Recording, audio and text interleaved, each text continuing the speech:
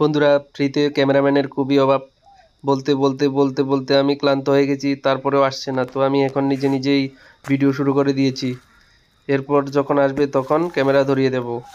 তো দেখতে পাচ্ছেন এখানে তালগুলোকে এনে রাখা হয়েছিল।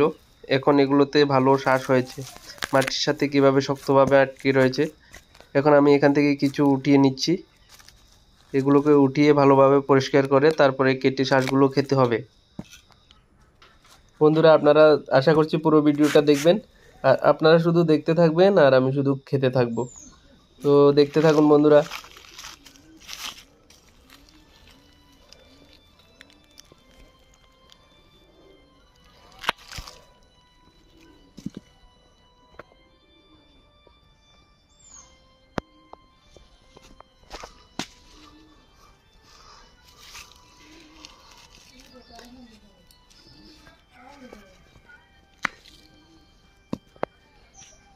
তালগুলোকে এখন আমি একটা বালতির মধ্যে নিয়ে নিচ্ছি। এরপরে 3-4 বার করে জল দিয়ে এগুলোকে ভালোভাবে পরিষ্কার করতে হবে, যাতে এগুলোর মধ্যে কাদা, বালি এসব লেগে না থাকে। কারণ এগুলো থাকলে আমরা যখন তালগুলোকে কাটবো তখন শ্বাসের মধ্যে বালি কাদা লেগে যাওয়ার সম্ভাবনা থাকে। দেখতে পাচ্ছেন সামনে হচ্ছে তাল গাছ, নারকেল গাছ সব কিছু আছে আমাদের বাড়িতে। তো তাল গাছ থাকলে অনেক সুবিধে, কারণ তালের ডাব খাওয়া যায় এবং শ্বাস খাওয়া যায়, আবার পাকা তালের পিঠা বানিয়ে খাওয়া যায়।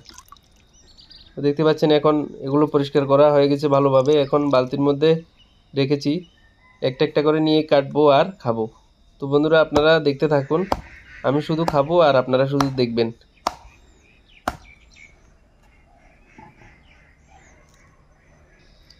কি সুন্দর শ্বাস হয়েছে তালগুলোর মধ্যে, দেখতে পাচ্ছেন।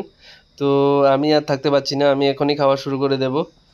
আর আপনারা শুধু দেখুন, কারণ আপনারা তো সবাই খেতে পারবেন না, সবার বাড়িতে তাল থাকে না। আর যাদের বাড়িতে তাল আছে আপনারা প্লিজ এখন যাবেন না, আমার ভিডিওটা পুরো দেখার পরে আপনারা গিয়ে খেতে শুরু করে দিন। তো বন্ধুরা, কাটার পরে শ্বাসটাকে আর ধোয়ার প্রয়োজন নেই। আমি যেভাবে ফু দিয়ে খেয়ে নিচ্ছি আপনারাও এইভাবে ফু দিয়ে খেয়ে নেবেন, তাহলে টেস্ট বেশি লাগে। আর জল দিয়ে ধুয়ে নিতে পারেন, কিন্তু জল দিয়ে ধুয়ে নিলে এগুলো পানসা হয়ে যায়, অতটা টেস্ট থাকে না আর।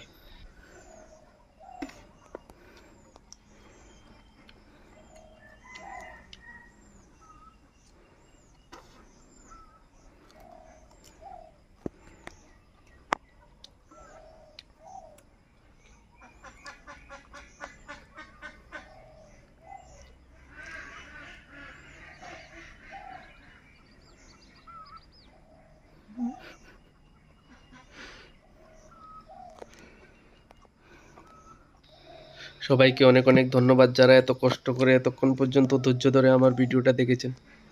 আরও একটু কষ্ট করে যদি সবাই একটা করে শেয়ার করে দেন, তাহলে আমি ফেসবুক থেকে শুধু টাকাই টাকা পাবো।